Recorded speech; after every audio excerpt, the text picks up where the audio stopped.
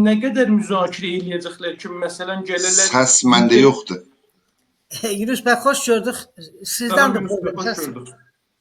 Səs var. Sizin səsiniz var Yunus bəy. Yunus bəy, mən alım aşağıya. Buyurun. Hə. Dolayısıyla yani iki tərəfin tələbləri, zehniyyətləri o qədər bir-birindən uzaq və məsafəlidir ki, bunların bir-birindən müştərək bir yerə gəlməkləri çox uzun sürər. Bəlkə də heç bir yerə çatmayacaqlar.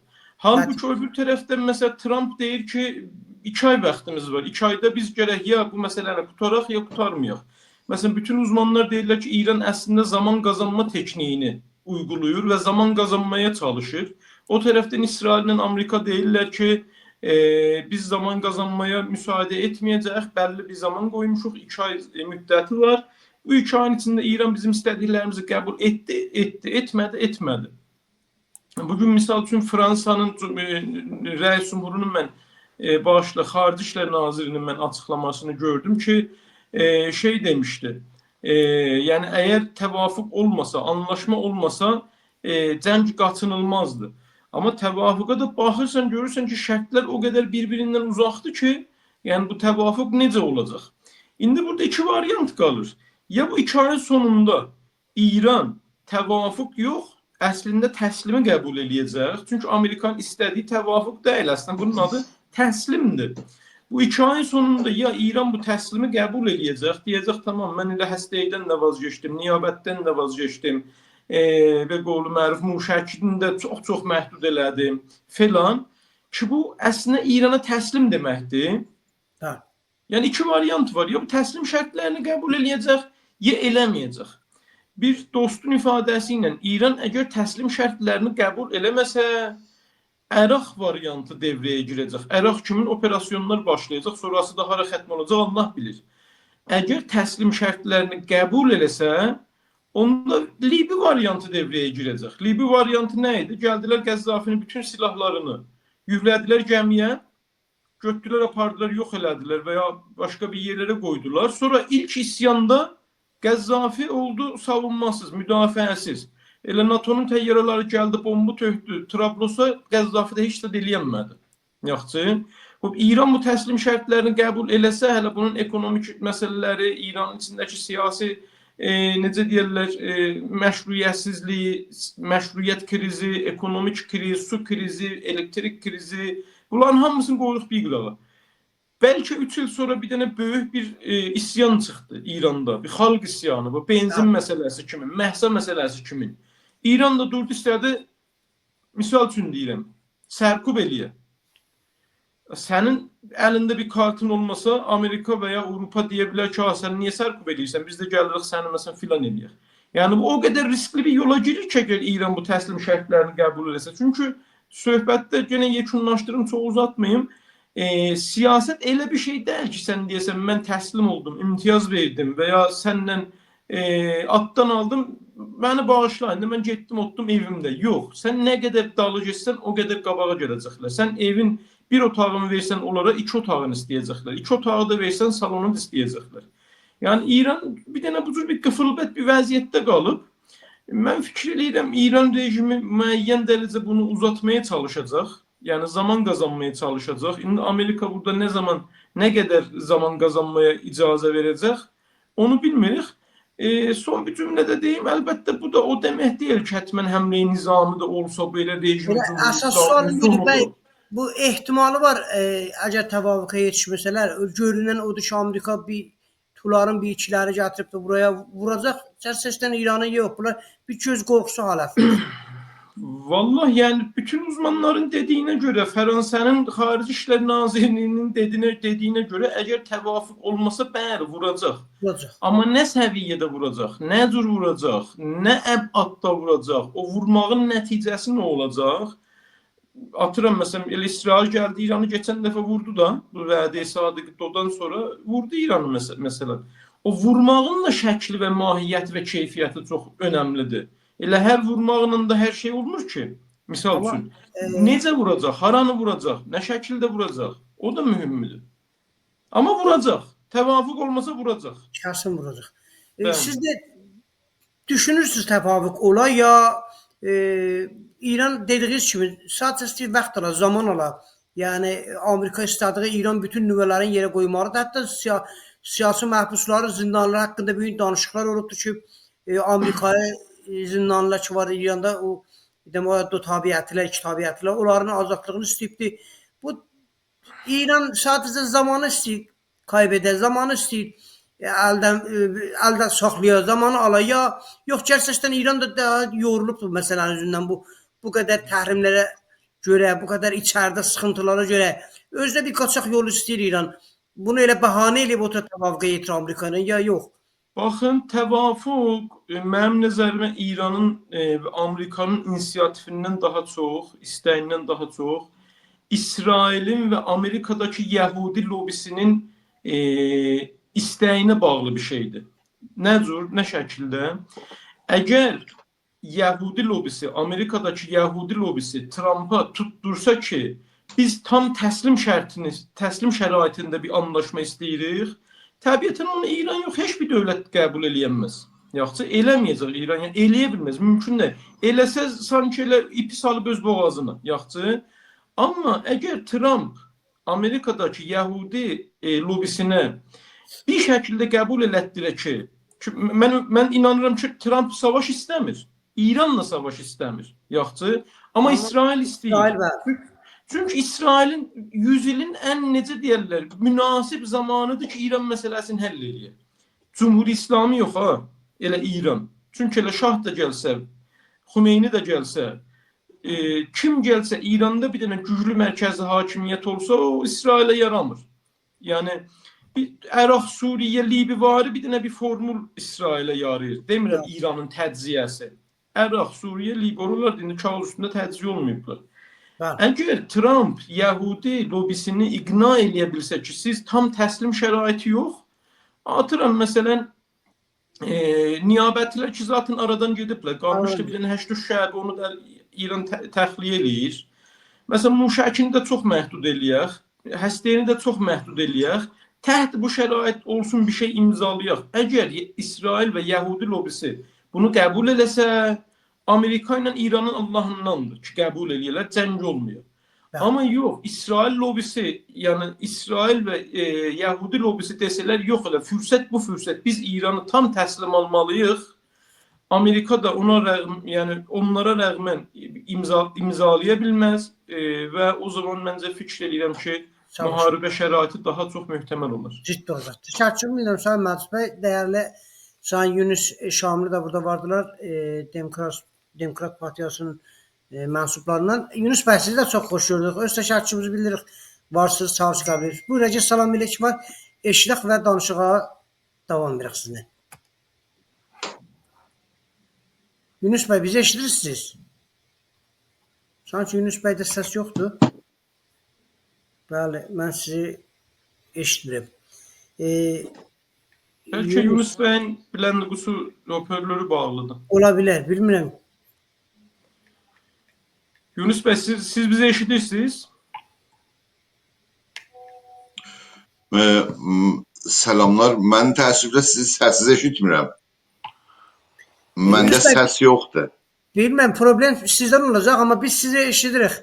Mən elə sizə də burada danışa-danışa səsimi də sizə göndərim. Elə buradan... Aha, siz eşidirsiniz. Mən amma təəssüflə sizi eşitmirəm. Nədənsə bilmirəm onu.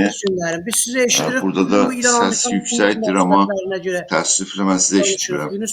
Bir dəvədə ki, tamam çıxdım telefondan və yəni telefonu start elədim. Bəlkə oradan olur, amma həll olmadı məsələ.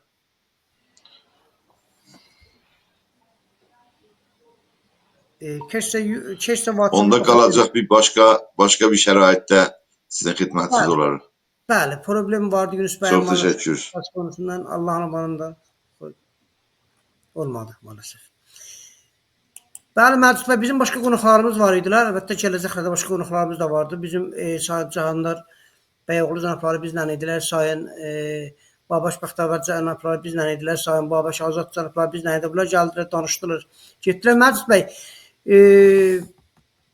Yəni görünən odur Sayın Məcid bəy, ciddi halətdə Amerika qabağa gəlibdir. İsrail də ciddi halətdə qabağa gəliblər. Bunlar bir proje təkin qabağa gəldilər. Öncə İranın niyabəti qollarını vurdular. Yəni görünən budur.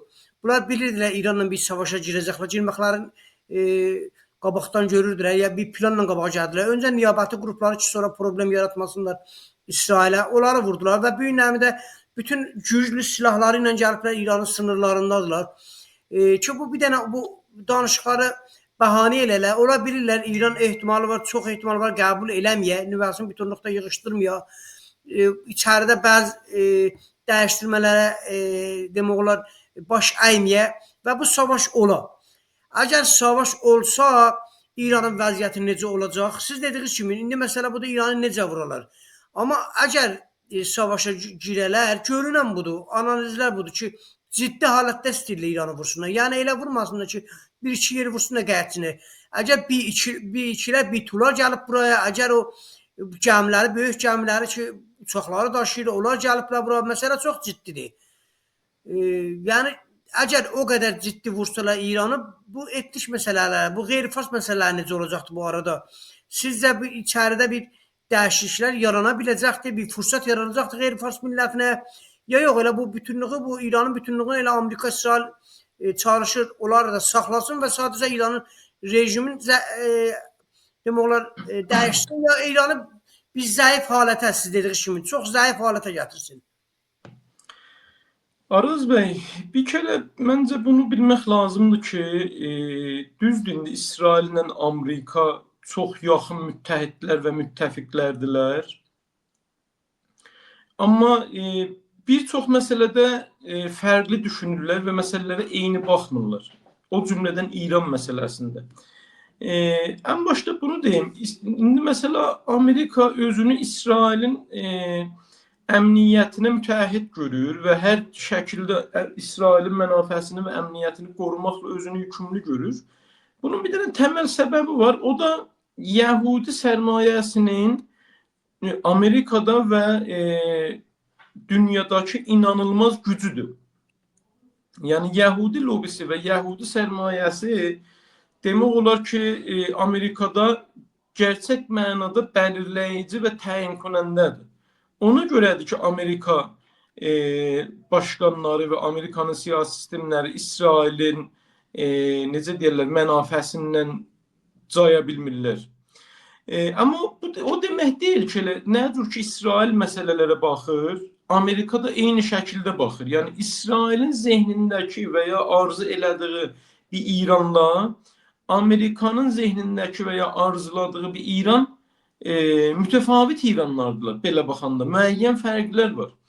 Bir kere bu dəqiqə Amerikanın çox da belə bir İran məsələsi yoxdur. Amerikanın birinci məsələsi Çindir. Çindən hesablaşır ki, necə ki gördünüz, hamının tərifələrini qaldırdı və Çininkini də elədinəm 100-dən neçə. İkinci məhəllədə də biraz Rusiya. Əslən İranın, Amerikanın İran və Xavərmiyanə adında bir dərdi yoxdur. Görürsən Suriyeydi ya, Türkiyə ilə İsrail öz aralarında paylaşsınlar, məni orada dərgir eləmə, mənim işim var. Yəni mümkün mərtəbə əlindən gəlsə Orta Doğudan qaçmaya çalışır Amerika. Uzaq durur, bəli. Uzaq durmaya çalışır. Niyə qalır hala? İsrail məcbur eləyir. İsrailin əmniyyətinə görə, İsrail lobisinin baskısı ilə qalır. Yoxsa Amerikanın üzərində olsa qoyar çıxar gedər, deyər nə haliniz varsa görün. İş mənim umurumda deyil, yaxçı. Dolayısıyla Amerikaya nə cür bir İran lazımdır? Amerikaya bir İran lazımdır ki, bir dənə normal bir rejim olur orada. Normal deyənə demokratik, mürəffəh mənasında demirəm ha.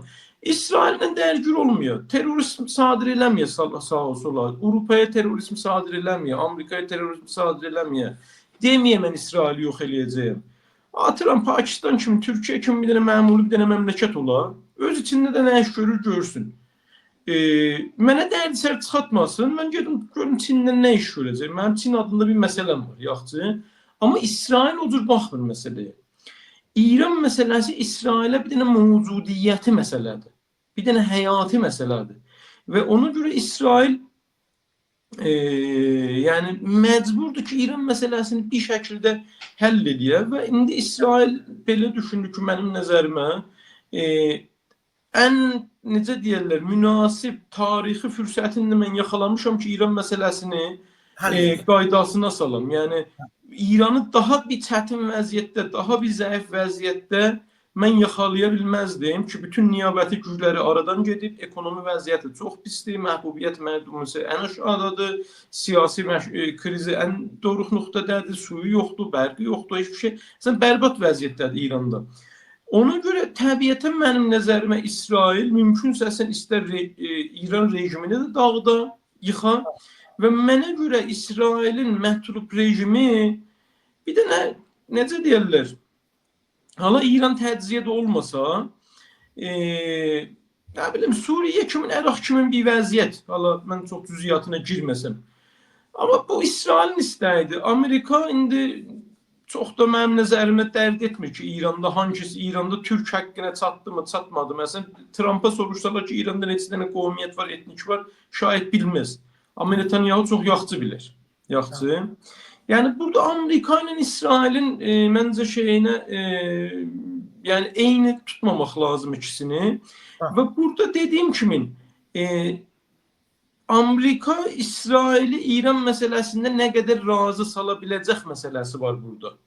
Razı salabilsə ki, belə biraz imtiyaz alaq boş verək hələ feylən. İran rejimi belə devam eləyər və çəbəsaç cəngid olmaz, biraz imtiyaz alırlar, bırakarlar. Amma yox, razı salanmasa və Yahudi lobisi və İsrail dövləti desə ki, yox, mən sonuna qədər istəyirəm gedəm və İran məsələsi həll olmalıdır, köklü təməlli həll olmalıdır. Onda mən fikir edirəm ki, vaqəən İran məsələsi köklü təməlli həll olar, yəni eləməyə çalışarlar ən azından. Bir dənə də nöqtə budur ki, mən fikir edirəm, İngilistən də burada İsraillə biraz həmrastıdır. O da öz mənfəətlərinə görə, hala bulan mənfəətlərinə görə, onun da ayrı bir məbahisi var, istəmirəm söhbət uzana. Bu ki, İngilistən də burada İsraillə biraz həm dastan və həm rastadır. Bu da məncə önəmli bir faktordur. Məsud bəy, mən son sualı sizdən soruşum, bizim başqa qonaqlarımız da olacaq. Bilirəm, sizin də məhdud vaxtınız var. Son olaraq, siz necə görürsünüz? İsrail sonacaq gedəcək, ya siz dediyiniz kimi sadəcə İranı bir zəiflətmək halətində məsələni buraxma peşində, ya yox, sonacaq istəyir, o dediyiniz kimi tarixi... Mən fikir edirəm, İsrail çalışacaq ki, sonuna qədər gedə. Yəni, burada əsasən Amerika ilə İsrailin arasındakı dəngədir ki, bəlirləyici olacaq. Çünki İranın əlində bir kart qalmayıb. İranın əlində bir kart yoxdur. İsrail ilə Amerikanın arasındakı çəkiş, İsraildən olsa çoxdan vurmuşdu İranı. Amma Trump deyir, hələ qoy bir müzakirə eləyək, görək nə cür olur, yaxşı. Qalıb indi bu İsrail ilə Amerika öz aralarında bu məsələni necə həll edə bilərlər? Əgər Amerika baskın gəlsə, çəbəsaat cəng təxirə düşəcək, İrandan xeyli imtiyaz alacaqlar, xeyli və İran da xeyli imtiyazı verəcək və feylən ömrünü idamə verəcək, yaxşı. Amma İsrail israrla desə ki, yox, mən sonuna qədər getmək istəyirəm, o sonuna qədər